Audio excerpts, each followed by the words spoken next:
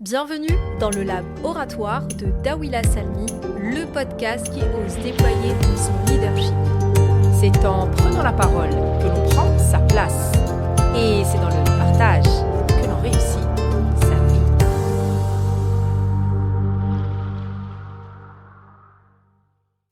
Bonjour à toutes et à tous, et je suis ravie de vous retrouver pour l'épisode 4. Bonjour Dawila. Bonjour Sophia, je suis ravie également de te retrouver, ainsi que les auditrices et auditeurs. Que la paix soit sur vous et autour de vous.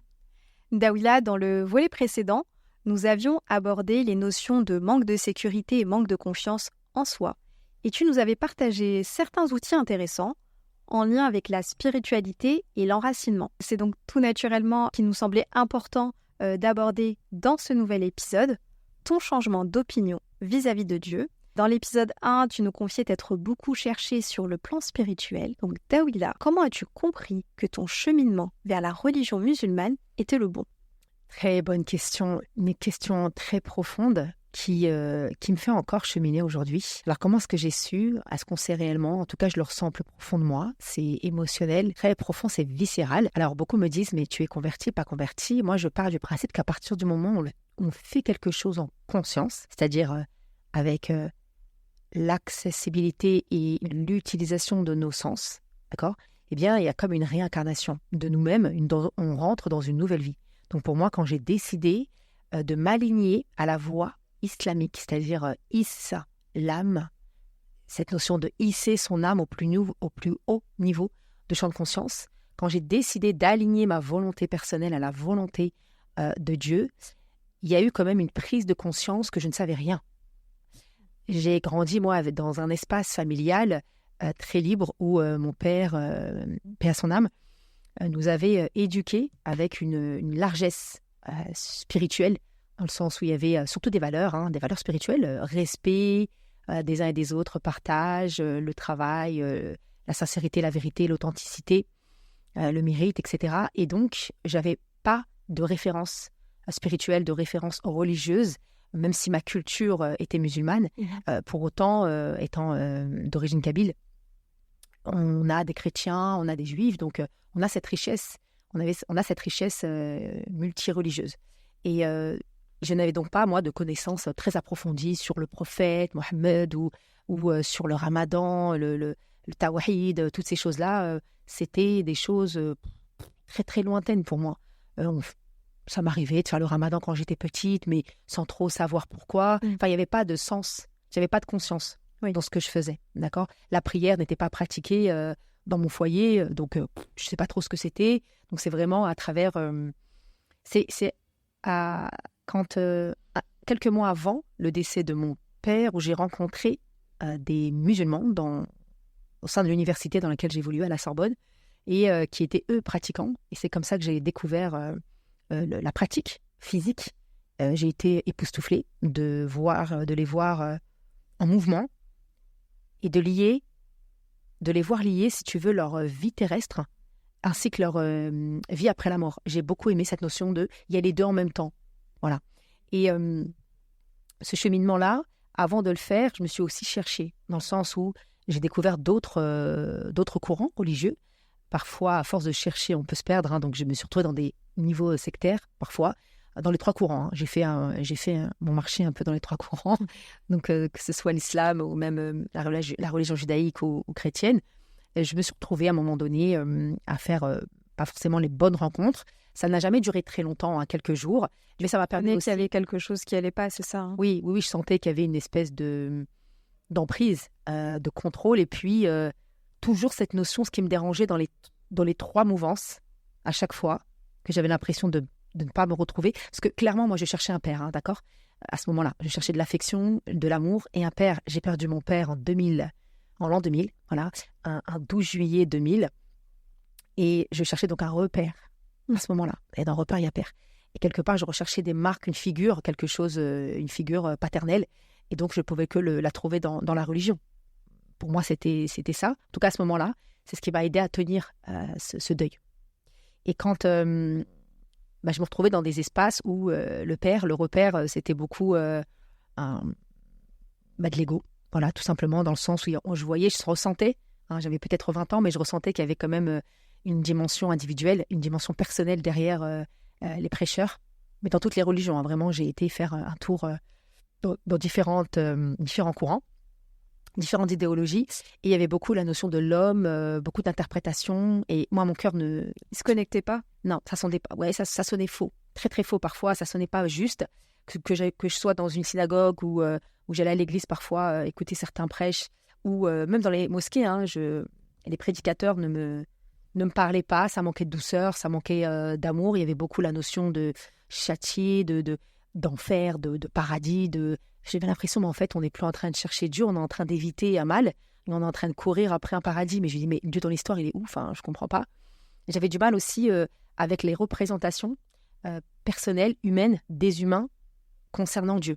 J'avais énormément de mal avec ça. J'arrivais pas à me connecter avec un Dieu amour, en fait. Et à chaque fois, alors, soit il y en avait trop, mais du coup, je me sentais déconnectée. Je me souviens quand je parlais avec les témoins de Jéhovah, Dieu est amour, mais en même temps, on était dans des cadres. Enfin, il y avait une problème. Pour moi, amour rime avec liberté. D'accord, oui, logique. Pour moi, en tout cas, il y a cette notion de liberté, de facilité. Et c'était lourd.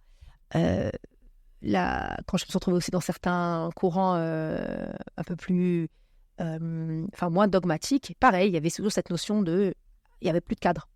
Tu vois, C'était plus de cadre. Là, c'était tout est beau, mais à un moment donné, dans l'être humain, il y a aussi des choses dangereuses, donc il fallait aussi se protéger. Et là, c'était non, ferme les yeux.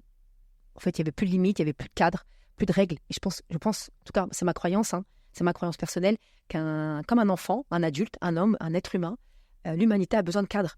Hein, d'ailleurs, on le voit bien dans les sociétés, hein, il y a des prisons. À un moment donné, quand tu ne respectes pas les lois qui permettent le bien, le vivre ensemble, eh bien, à un moment donné, la partie individuelle s'exile pour pouvoir justement revenir en meilleur état et servir la société. Du bon sens, en fait. Oui, voilà, c'est ça. Derrière ces cadres. Voilà, tout à fait. Oui, c'est bien sûr. Et c'est cet excès, effectivement, parfois de liberté ou cet excès de restriction qui m'a amené, en fait, tout simplement à la voie du juste milieu. Pour moi, c'est ce que j'ai retrouvé, en tout cas. Alors, il faut dire aussi que ce sont des rencontres. Hein, donc, j'ai rencontré des personnes exceptionnelles comme des personnes de l'Institut Ousouledine, comme Hichem El Arafa, avec qui j'ai pu échanger sur mon cheminement. Et lui, il est vraiment dans l'incarnation, si tu veux, de l'amour profond. Et dans l'instant présent, par exemple, moi, l'instant présent, tu vois, des choses... j'avais lu Edgar Tolle très tôt, hein, l'alchimie, je l'ai lu à 15 ans, il m'a beaucoup aidé. Je lisais beaucoup de choses sur le présent, l'instant présent, mais je n'arrivais pas à m'y connecter. Et moi, c'est vraiment des rencontres avec des hommes sages, des femmes sages, mais aussi le Coran. Moi, c'est le Coran, hein, c'est la rencontre avec le Coran et la lettre coranique qui m'a menée vers l'islam, en fait. Hein. Donc, c'est un chemin très particulier. C'est pas forcément les règles, des cours, c'est vraiment des discussions, de la méditation, de la contemplation et la découverte sacrée du pouvoir coranique qu'avait le Coran. C'est-à-dire que, en fait, dès que j'ai entendu comment le Coran est arrivé sur Terre, ça m'a bouleversée. Mais ça m'a bouleversée au sens émotionnel, mais même au niveau de mes cellules, ça m'a bouleversée. Je me suis dit, waouh, en fait, ce livre, ce Mus'haf, vient d'un monde des cieux, où règne Dieu, mais Dieu est partout. C'est un monde codé, tu vois, un encodage où il y a tous les... le programme de l'homme et de l'humanité entière est encodé dans ce Coran-là. Et c'est l'ange Jibril qui a pris tout ce message-là, toute cette connaissance, tout ce qu'elle aime, le verbe de Dieu. Donc c'est une vibration, parce que c'est un verbe. Hein. Il l'a emmené sur Terre, il l'a transmis à un être humain par le cœur. Mais l'ange était un être céleste, lumineux, un être fait de lumière. Donc je me suis dit, waouh, en fait, la lumière, quand on sait c'est la force de la lumière dans nos vies, alors imagine la lumière non visible, tu vois. Et je ne parle pas de la lumière crépusculaire, hein, d'accord. Je parle vraiment de la lumière dans l'autre monde. Et ça m'a bouleversée. Je me suis dit, donc, en fait, ça porte quelque chose de magique. Il y a quelque chose de fantastique. Et moi, toute petite, j'ai toujours, tu sais, je rêve énormément, même maintenant. Je rêve que je suis dans une licorne, je rêve que je vole. Enfin bref, je suis très, très axée à l'imaginaire, au monde fantastique. Moi, c'est quelque chose qui m'a toujours waouh. Et pour autant, j'ai fait des études très rationnelles, très cartésiennes. Voilà. Et donc, ça m'a tout de suite séduite. Voilà, pour dire les choses. Cet élément-là, toi, qui t'a séduite. Oui. Et La grandeur. Tu nous l'as expliqué dans les épisodes précédents. Tu n'es pas arabophone. Non.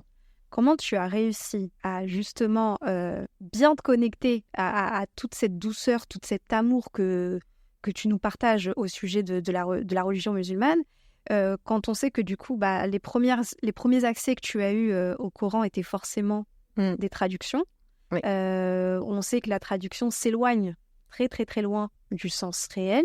Comment tu as réussi à trouver de l'amour à travers ces traductions qui d'ailleurs parfois soulèvent plein de polémiques parce qu'on décrit l'islam comme étant une religion de pervers, de... Mais moi, je peux les comprendre. Hein. Je peux comprendre quand tu lis certaines traductions. Alors, j'ai moi-même eu, c'est pour ça que je m'en suis éloignée aussi, hein. J'étais fâchée. C'était comme un couple. Tu sais, moi, l'islam, c'est comme un couple. On se fâche, on se fait la tête, on boude, on se parle plus et tout. Donc, c'était vraiment ça au début parce que forcément, moi, je l'avais... je pense que comme beaucoup de femmes, hein, là, je vais vraiment me parler en tant que femme et comme non arabophone, donc femme, francophone, qui vit en France, bon bref, et qui n'a pas accès, tu vois, à l'arabe, etc. Qu'est-ce qu'on fait? On va regarder sur YouTube. À l'époque, il n'y avait pas YouTube, mais bon, en fait, on va aller chercher la science chez l'homme, quoi. Ouais. On est complètement hébété, hein. Non, mais on est absurde. Mais aujourd'hui, je me dis, mais j'ai été absurde. Mais en fait, c'était mécanique, j'étais programmée. Tu viens aussi d'un système scolaire, tu as fait des grandes études, donc pour toi, c'est forcément l'homme qui transmet la connaissance. Oui, la blouse blanche, c'est le syndrome de la blouse blanche. Alors maintenant, c'est fini, hein, j'ai le syndrome de l'imposteur à sauter, mais en tout cas, à ce moment-là, j'avais ce syndrome de l'imposteur, tu ne connais rien, l'arabe, tu ne connais pas. Maintenant, on a quelque chose, on a un cœur. Dans le Coran, Dieu nous dit, sourate 38, verset 29, il nous dit que Bismillah ar-Rahman ar-Rahim, c'est une écriture bénie, je l'ai traduit en français, donc c'est une traduction de Maurice Gloton. C'est une écriture bénie, donc le Coran est une écriture bénie. Mais c'est lourd, hein, béni. Hein. Béni, c'est baraka, quoi, tu vois, d'abondance, dans le mot béni. Hein, que nous avons fait descendre soudainement jusqu'à toi, afin qu'ils réfléchissent sur ces signes et que ceux qui sont doués de conscience quintessentielle se rappellent. Alors, ça, c'est grâce au merveilleux travail de Maurice Gloton, que paix à son âme. Et d'ailleurs, aujourd'hui, ce travail, il est repris par Raouti Rezali, avec qui j'ai déjà fait des lives, et il fait aussi un travail formidable autour de la lettre coranique. La lettre, il revient vraiment à l'étymologie. Et ça, en fait, je l'ai fait très tôt, j'ai compris. Pourquoi? Parce que quand j'écoutais le verset en arabe, mon cœur frissonnait. Quand je l'écoutais en français, mon cœur frissonnait, mais à l'envers. Tu vois ce que je veux dire? D'un côté, c'était waouh, j'étais en vibration, je te raconte même pas. Je pouvais déplacer des montagnes. Et quand on me disait, ouais, mais en français, il veut dire ça, ça perdait toute sa magie, non, mais, sa beauté. Ouais, je dis non, je crois pas. Et du coup, je sais que ça m'arrivait souvent de poser des questions à la mosquée du style, en fait, je comprends pas, parce qu'on traduisait certains versets comme Dieu est dur en châtiment, shadid akradid, comme ça. Bon, maintenant j'ai appris l'arabe, je sais lire l'arabe coranique, maintenant oralement parlant, c'est pas ça. Mais en tout cas, j'arrive quand même à comprendre certaines choses. Shadid akradid. Ou alors, attention, Dieu se met en colère s'il y a un divorce, tu vois. Et moi, je ne comprenais pas. Alors, je levais la main et je disais, mais cher, je ne comprends pas. Vous dites que Dieu se met en colère, mais il n'est pas humain. Dieu ne peut pas avoir des émotions. Je ne comprends pas. De quoi vous me parlez? Parce que ça voudrait dire que Dieu dépend de nous. Ça voudrait dire que Dieu est perturbé par ce que font ses créatures. Moi, pas comprendre. Expliquez-moi. Alors, il m'expliquait. Mais sauf qu'à ce moment-là, je pense que c'est peut-être pas méchant, mais l'imam que j'avais en face de moi, le prédicateur, l'érudit, bon bref, qu'importe la personne que j'avais en face de moi, à cet âge-là, j'avais que 20 ans, il n'avait pas les réponses qu'aujourd'hui j'ai. Aujourd'hui, on a pléthore de ressources, que ce soit sur les réseaux sociaux, dans le digital, sur Internet. J'ai nommé Raouti Rezali, mais il n'y a pas que, il y a Nouman Ali Khan. Nouman Ali Khan qui fait un travail exceptionnel. Excellent. Lui, il est vraiment dans l'étymologie aussi. On a d'autres personnes, Reda Kadri, enfin bref, il y a énormément de personnes qui font ce travail en conscience et qui vont lier toutes les sciences et qui reviennent au sens des mots. Par exemple, moi, quand j'ai découvert, je sais pas, pour moi, un gars, Ar-Rahman, c'est doux, Rahim, c'est doux. Et quand on me disait que ça voulait dire misère, corde, j'étais pas d'accord. J'étais pas d'accord, mais j'avais aucune science pour justifier. Donc, quand les personnes en face de moi qui avaient plus de science me disaient, voici la réponse qu'on te donne. Dieu il se met en colère. Dieu est vengeur. Hein? Mais non, mais Dieu ne peut pas se venger parce que tout lui appartient. Je ne comprenais pas. Et en fait, j'avais l'impression qu'il m'expliquait qui était Dieu avec des caractéristiques humaines. Donc moi, ça ne me parlait pas. C'était pas un Dieu comme ça que je recherchais. Moi, je cherchais un repère. Donc mon père, il était doux. Là, tu me parles d'un Dieu qui est dur. Oui, mais je comprends comprends pas. Du coup, tu arrivais à te détacher de cette image de savant où tu te dis... Parce que tu sais, aujourd'hui, hein, un savant, c'est vrai qu'on se dit, on ne sait rien, il a fait de longues études, il a la connaissance de la langue, il sait forcément mieux que nous. Remettre en question la parole des savants, c'est parfois délicat. Et tu as réussi. Enfin, toi, tu avais déjà... Ça a pris du temps, Sophia. Ouais. Ça a pris du temps. C'est Ça a pas commencé. évident. Ouais, c'est pas évident. Du coup, je me suis retrouvée exclue, hein, parce que du coup, ils ne te disent pas directement de sortir de la salle, mais il te faut comprendre que si leur réponse ne te convient pas, eh bien, tu vas la chercher ailleurs. Bah, c'est ce que j'ai fait. J'étais la chercher où? J'ai été chercher dans les Écritures bénies. Et moi, je pense, maintenant, c'est ma croyance, tout ce que je dis ici, remettez-le en question, mais j'ai développé une relation avec le Coran parce que c'est ce que m'avaient enseigné des personnes sages, pleines d'amour, pleines d'affection, qui me disaient ton guide, c'est lui. Donc, je dis oui, mais moi, je ne comprends pas. Il me dit t'as pas besoin de le comprendre, lui, il te comprend. Il me rappelait tout le temps cette histoire-là. N'oublie pas, il vient d'un monde céleste. Il a été créé avant toi. C'est la parole de Dieu. Dieu l'a fait avec amour. Et à chaque fois que je voyais ce mot-là, amour, je me dis, mais ce mot amour, en fait, il n'existe pas dans le Coran, en fait. Si tu remplaces Ar-Rahman Ar-Rahim par le tout miséricordieux, le très miséricordieux, le mot amour, tu ne le retrouves pas dans le Coran. C'est pour ça que j'ai été témoin de Jéhovah. Là-bas, ça parle d'amour et tout. Tu vois. Forcément, moi, j'étais en kiffance totale avec Jésus, quoi. Parce que Jésus, pendant longtemps, il m'a accompagné. Jésus, c'était l'amour incarné, tu vois. Et donc, moi, je n'avais pas cette notion d'amour dans l'islam. Et là, on a commencé. De toute façon, quand tu demandes à Dieu, tu lui demandes de te guider. Tu ne peux pas te perdre. Moi, je porte la croyance et je parle à toute l'humanité. Quand vous cherchez Dieu dans votre cœur, quand vraiment vous lui demandez « Oh Allah, je te cherche, oh Dieu, je te cherche », il ne pourra jamais t'égarer. Tu le trouveras. Qu'importe, même si de temps en temps, tu changes de chemin, tu changes de trajectoire, t'inquiète pas. Sur ce chemin-là, même dans l'obscurité dans laquelle tu es, il te montrera le chemin. Il est toujours avec toi parce que tu n'es jamais séparé. Dieu a créé un lien qui vient de lui, qu'il a déposé en nous. Donc, il faut revenir déjà à notre essence sacrée. Pourquoi est-ce que je me permettais je ne remets pas en question l'homme, le savant, tu vois, c'est pas ça. Mais je me permets, je m'autorise même. C'est une autorisation de me dire qu'il reste un humain. Voilà, oui. C'est un humain et qu'il a fait un effort d'interprétation, qu'il a un statut supérieur au mien pour cet effort-là. Pour autant, le Coran, c'est le Mus'haf. C'est la perfection. Voilà, le Coran, c'est Dieu. Bon. La parole. Le KLM. Traduction, mais la voilà, parole. En arabe. C'est que de l'arabe. L'arabe coranique, l'arabe céleste, cette lettre bénie, c'est cette écriture bénie que Dieu nous transmet dans le Coran, qui vient d'un monde céleste, qui vient d'un monde des hauts lieux du paradis, d'accord? Cet encodage, dans chaque lettre, il y a des codes, il y a des mystères, des trésors cachés. Dans Ar-Rahman, par exemple, la sourate Ar-Rahman, ça commence par Ar-Rahman, allama al-Qur'an, khalaqa al-insan, allamahu al-bayan. Donc, c'est par un amour rayonnant, parce que Ar-Rahman ne veut pas dire miséricorde, ça veut dire amour rayonnant, quintessentiel, inconditionnel, intarissable, et encore plein d'autres choses. Et ça change tout. Et ça change tout. Donc moi, je voyais plein d'amour là. Je me disais, ça veut dire ça. Et en fait, ce qui se passe, c'est que les personnes qui traduisent l'arabe du Coran en français, eh bien, ils le font avec une certaine science contemporaine. Tu vois, c'est avec leurs contemporains. Sauf que le Coran a été révélé il y a 1400 ans. Alors, le Coran a été révélé il y a 1400 ans, mais dans une langue qui était pratiquée par les Arabes de l'époque. Ouais. Ça, c'est important. Il y a eu une évolution de la langue. Il y a une évolution du mot même. Les mots, depuis 1400 ans, ont évolué. Donc, ça veut dire que le mot, aujourd'hui, qui va être traduit par un savant et qui va se transformer en une vérité collective, avons-nous réellement fait ce travail qu'a fait Maurice Gloton de revenir au sens primitif, au sens profond, en fait, à l'historicité du sens du mot, tu vois. Par exemple, Ar-Rahman, je suis désolée, Ar-Rahim,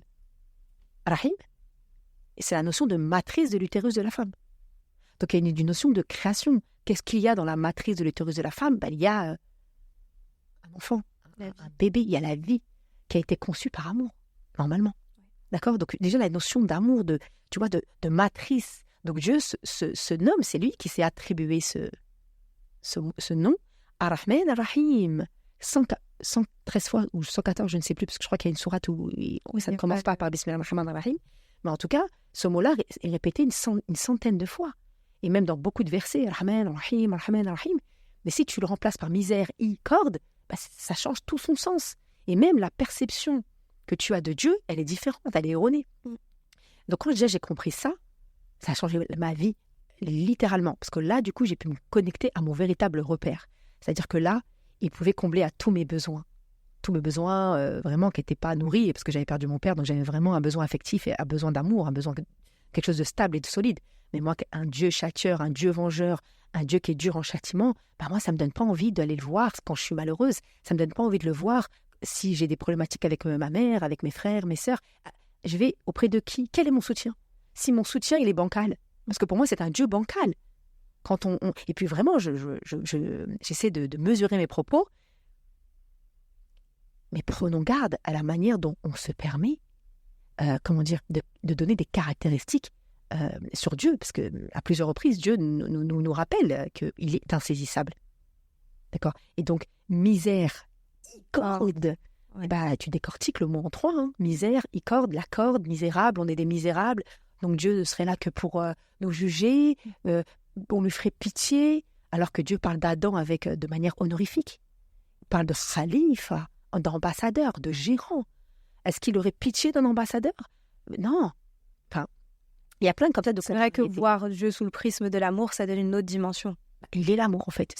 En fait, c'est lui, la base, c'est ça. Donc, tout ce qui est en dehors de l'amour, là où il y a de l'absence de l'amour, là où il y a l'absence de Dieu, il y a les ténèbres. Et tu peux même faire le lien, du coup, avec toi-même.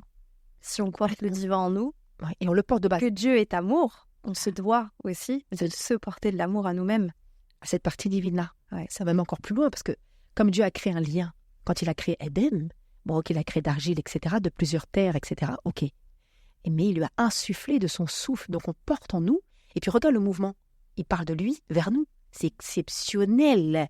Juste ça, moi, ça m'a fait quelque chose. Il y a quelque chose qui a complètement sauté, il y a des paradigmes qui ont sauté, moi juste en prenant conscience de ça, il a créé un lien de lui vers nous. Ok, il nous a insufflé quelque chose qui vient de lui vers nous. Cette étincelle, ce fragment, cette goutte d'eau, ce grain de sable, ce truc-là. Tu peux même pas le nommer, hein, le roh. Tu peux même pas le nommer. Il y en a qui vont parler de toute la connaissance, la conscience. On porte ça en nous. Donc ça veut dire qu'on porte une partie du divin en nous.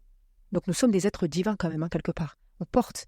On est ses créatures. On est ses créatures et on est une émanation de lui. D'accord? C'est pas le contraire. Aujourd'hui, tu as l'impression que Dieu est l'émanation de l'homme. Je comprends pas. Des fois, tu sais pas qui est Dieu quand tu entends certains prédicateurs. Mais dans toutes les religions, attention, là, je suis en train de parler, que ce soit dans les 3 religions monothéismes, il y a vraiment cette notion dont Dieu est dans une... parfois, tu as l'impression qu'il est que dans un livre bien caché. Donc, tu dois absolument maîtriser le livre. Donc, devenir limite... expert du livre, quoi. Sinon, t'as pas accès. Théologien. Voilà, théologien, exactement. Ou alors, il faut que tu sois perché, parce qu'il est que dans le ciel. Mais non, en fait, il est partout. Dieu nous dit que je suis plus proche de vous que votre veine jugulaire. Dans la sourate Baqara, il termine en disant « Je suis le très proche ». Mais très proche en arabe, c'est pas comme en français, tu vois. Très, très, très, très, très proche, quoi. Je suis le plus proche. Ouais. C'est exceptionnel. Quand il dit à Moïse, avant d'aller voir Pharaon, lui dire « Va, je te regarde. Je t'entends, je te vois, je suis avec toi. Je suis là. » C'est comme quand une mère va dire à son enfant, je suis là, je te regarde. Tu vois, la sécurité. Moi, il n'y a rien dans ce bas monde qui me sécurise. Donc, quand tu me dis, moi, je ne pense pas que c'est de l'intelligence que j'ai. Moi, c'est le cœur. J'ai toujours été très connectée à mes ressentis, tu vois, mes ressentis. Et quand, à un moment donné, je sentais que Eshedid, Qadid, pour moi, c'est doux. Ne viens pas me dire que derrière, c'est Dieu qui est dur en châtiment. Quelqu'un qui a un minimum de science en arabe, un minimum de ilm en arabe, et qui fait cet effort étymologique de revenir à l'historicité du sens du mot de l'époque, sait qu'un mot peut, en 1000 ans, 500 ans, en plusieurs décennies, changer littéralement de sens. Donc, Eshedid, à l'époque de pré-islamique et pendant la révélation coranique, ne veut pas dire Dieu est dur en châtiment, c'est pas ça, d'accord? Il y a une notion de loi, ce sont les lois que Dieu a créées qui sont dures. c'est la loi du karma, quoi. C'est ce qu'on entend un peu partout. C'est ce que nous dit le prophète. Comme tu fais, on te fera. Comme tu fais, on te fera. C'est-à-dire que si tu fais du mal à un moment donné, les lois de l'univers ont été faites en miroir. Tu recevras à un moment donné, c'est la loi d'action, conséquence, cause, effet. Hein. C'est mathématique. Hein. Donc, à partir de là, c'est Dieu qui a créé des lois saines, des lois au service de l'être humain. Si tu utilises ces lois au service de l'ego, au service du pouvoir, au service de la possession, oui, le retour va être extrêmement difficile. Mais c'est pas Dieu qui nous prend, qui nous envoie en enfer. Bien En sûr. tout cas, c'est ma croyance. Bon voilà, après, c'est une lecture isomorphique, c'est une lecture symbolique, c'est une lecture philosophique qui fait sens, parce que avoir un Dieu avoir une relation avec Dieu qui n'a pas d'impact dans ta vie, c'est complètement ridicule. C'est pas quelqu'un qui est perché dans un trône, quoi. C'est pas possible.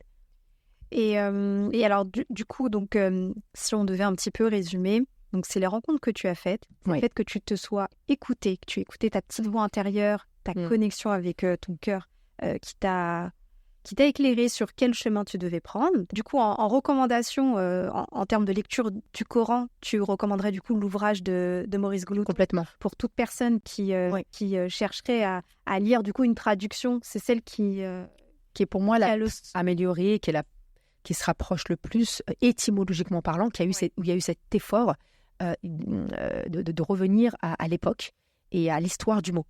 Voilà, c'est le sens primitif du mot et de la lettre. Donc, tout est décortiqué. D'ailleurs, il y a le Coran de Maurice Glouton. D'ailleurs, c'est un des rares Corans où il est écrit « Au nom de Dieu, le tout rayonnant d'amour, le très rayonnant d'amour ».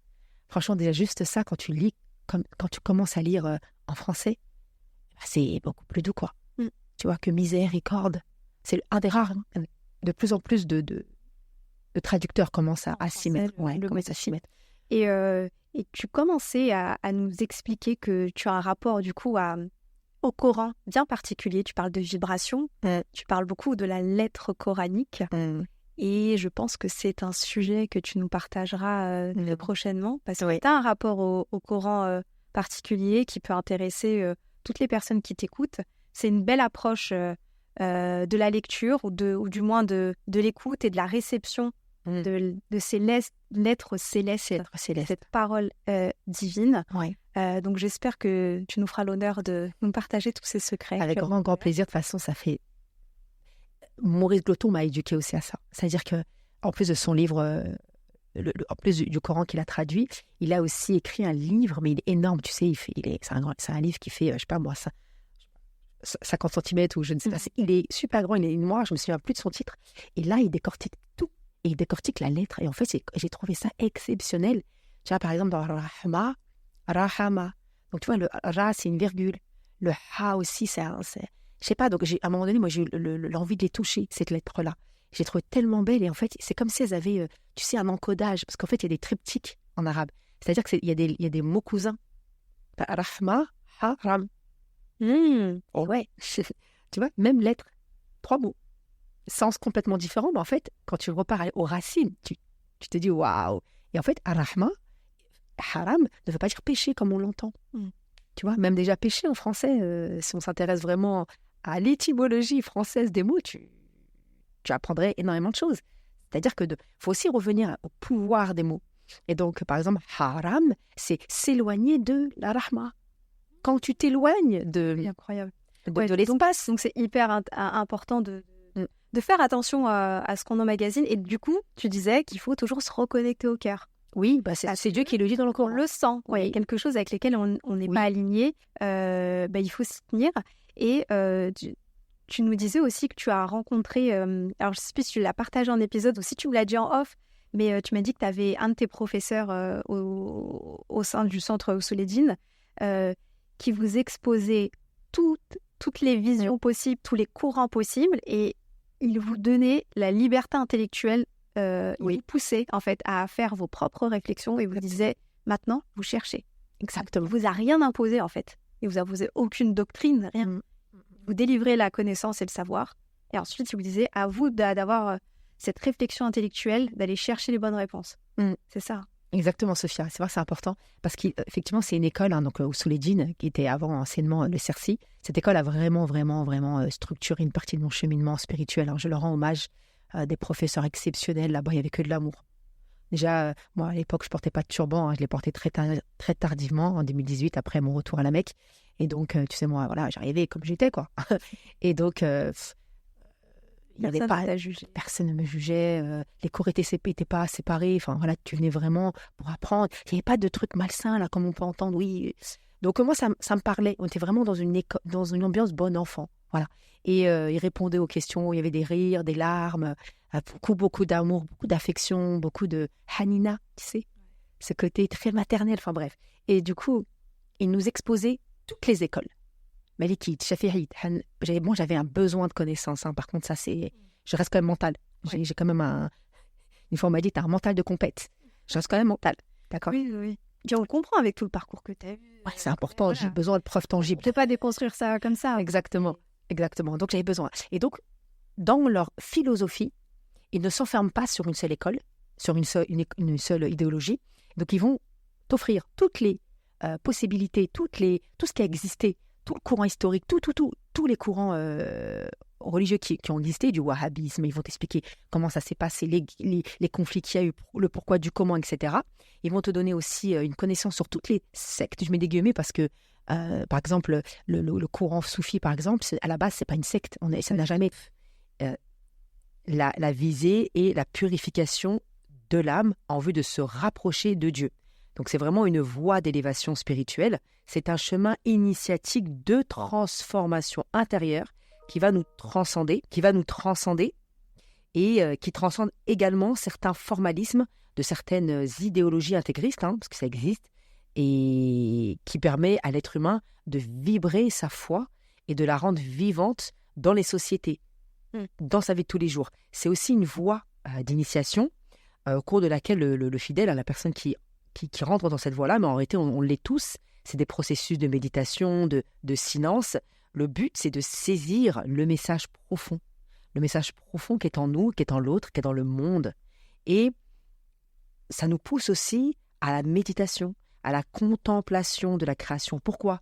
Pour aller explorer le sens profond caché, sous l'apparence qui se révèle, à mesure que notre esprit s'éclaire par la lumière divine. Donc ça, c'est un processus que l'on ne peut pas décorréler du dogme.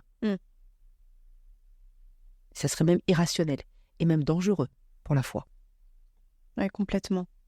Merci de nous avoir éclairé sur ce qu'était le soufisme, parce que c'est vrai qu'aujourd'hui, quand on en entend parler, ça prend une autre dimension un peu plus sectaire, très mystique, mais mystique dans le sens mystérieux. Pour finir, Daouila, je souhaiterais te poser une dernière question. J'aimerais que tu nous partages comment ta foi t'aide dans ton quotidien.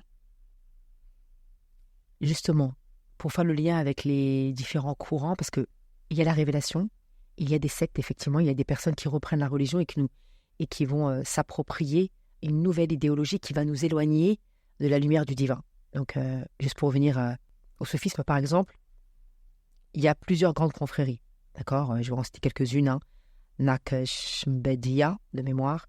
Il y a, par exemple, celle que j'ai l'occasion de rencontrer quand je vais au Sénégal, parce que j'y vais tous les ans. Il y a, par exemple, le mouvement Mouride. Je ne sais pas si tu connais. Non, pas du tout. Ok. Le mouvement Mouride, c'est un mouvement où, par exemple, il y a des sous-secteurs où les hommes reprennent l'idéologie principale de celui qui a créé la confrérie, qui était à la base noble. Le but, c'était vraiment de respecter et de protéger les valeurs de l'islam. Aujourd'hui, on voit même des personnes qui sont dans le développement personnel, qui font partie de ces courants-là et qui ne prient pas, par exemple. Et qui, quand on va leur demander « mais êtes-vous musulman ?»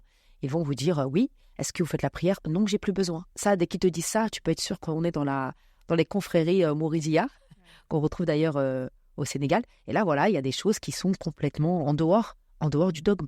Donc, il y a vraiment cet équilibre aussi à avoir. Et ça se ressent tout de suite. Les personnes qui te disent « j'ai pas besoin de prier parce que je suis déjà connecté à Dieu », bon, bah oui, là, on est clairement dans une idéologie qui peut mener les personnes à la gouroutisation. D'accord ? Donc, il y a ces dérives-là, mais à la base, c'est un processus qui nous permet de nous rapprocher et de voir la lumière du divin chez l'être humain, mais aussi en soi. Et pour revenir à ta question, comment ma foi m'aide au quotidien, eh bien justement, c'est ce lien avec l'unique, c'est je ne fais strictement rien, je m'offre une certaine, j'ai pas envie de dire le mot discipline parce qu'il peut être mal interprété, mais je m'offre des rituels. Je ne sors pas de mon lit, je crois que je l'avais dit, tu sais, à l'épisode 2 sur comment travailler la sécurité, mais je ne sors pas de mon lit sans avoir cet échange avec lui, avoir un dialogue profond avec lui. Avant de dormir, toutes mes intentions, toutes mes problématiques, tout ce qui me dérange, tous mes défis au quotidien, je lui dépose. Donc j'ai un dialogue, j'ai un échange avec lui.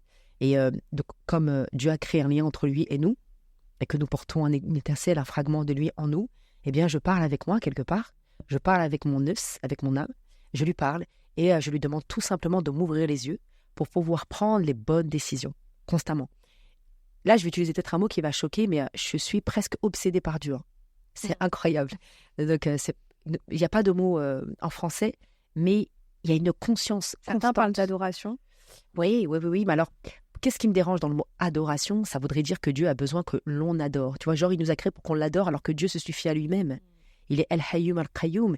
Il est celui qui restera, qui perdurera du début à la fin de l'œuvre. Je veux dire, Fais attention aux mots parce que tu sais que... les mots portent de l'énergie. Donc, adorer, dans l'inconscient collectif francophone, il y a cette notion de vouer un culte à.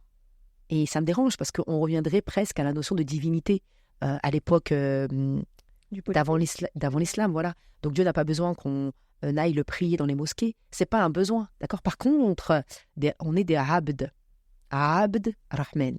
On est des khalifas. On est des gérants. C'est pas pareil. Tu vois, il y a lui, il nous a tout donné.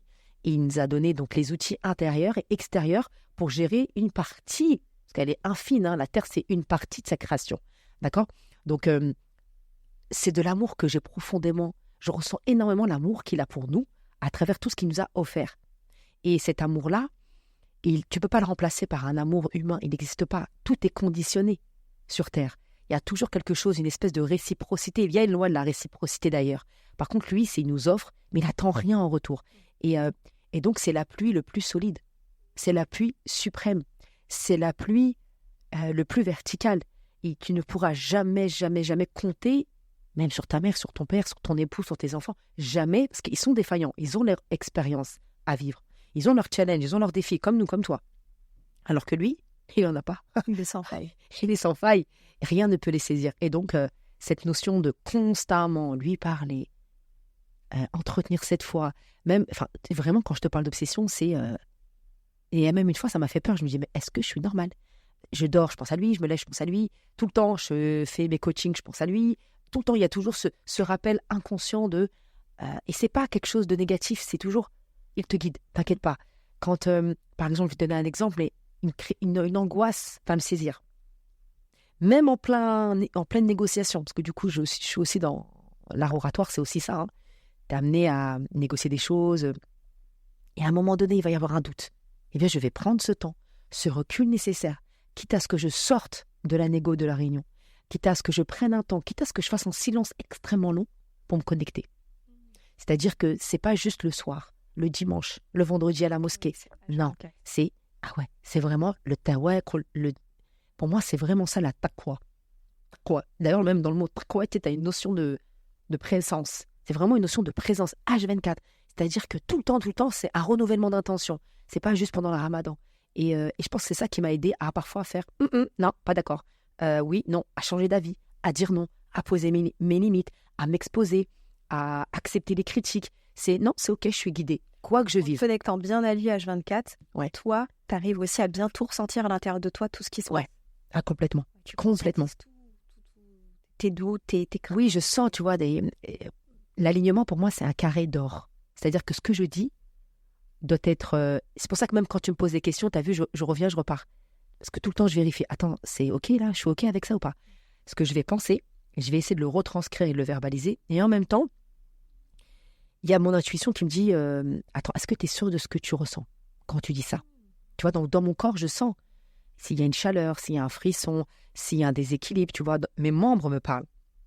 Mes mains me parlent. Donc, par exemple, si je veux commencer à avoir une main rigide ou si je veux commencer à avoir mal au dos, non, je sais que c'est Il y a pas quelque anodin. chose Oui. qui n'est pas aligné en toi. Ouais, complètement. Oui.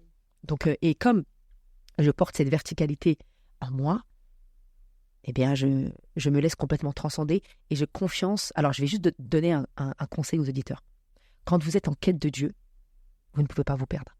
N'ayez pas peur. Allez chercher. Remettez en question. L'objectif de ce podcast, c'est de retrouver une lucidité originelle. Il y a des choses qui ne font pas sens. Même si ça fait 1400 ans qu'on nous les rabâche, il y a des choses qui ne font pas sens. Dieu nous aime. Dieu est amour, point. Ça, je le dis. Il est Ar-Rahman. Attendez, je reprends. On ne vient pas sur terre pour souffrir. La vie n'est pas une lutte. Dieu aime la facilité. Et Dieu facilite le chemin de la facilité à partir du moment où on est dans la gratitude. Mais comment être dans la gratitude si on a peur de celui qui a créé ce monde? Je vous laisse méditer avec ça. Magnifique. Merci, merci de t'être livré sur ce sujet très intime. Merci pour tes partages authentiques et généreux au risque de déplaire. Merci infiniment également à toutes les personnes qui nous ont écoutés. N'hésitez pas à nous faire vos retours en commentaire. Nous serons ravis de vous lire. Et ça permet aussi de vous délivrer des sujets impactants qui vous parlent. Donc merci Daouda. Merci à toi Sophia pour ces questions toujours aussi bouleversantes car on le répète, Sophia n'est pas au courant des réponses. Moi-même, je ne sais pas ce que je vais dire. Tout est dans l'instant. Merci pour la qualité et cette préparation.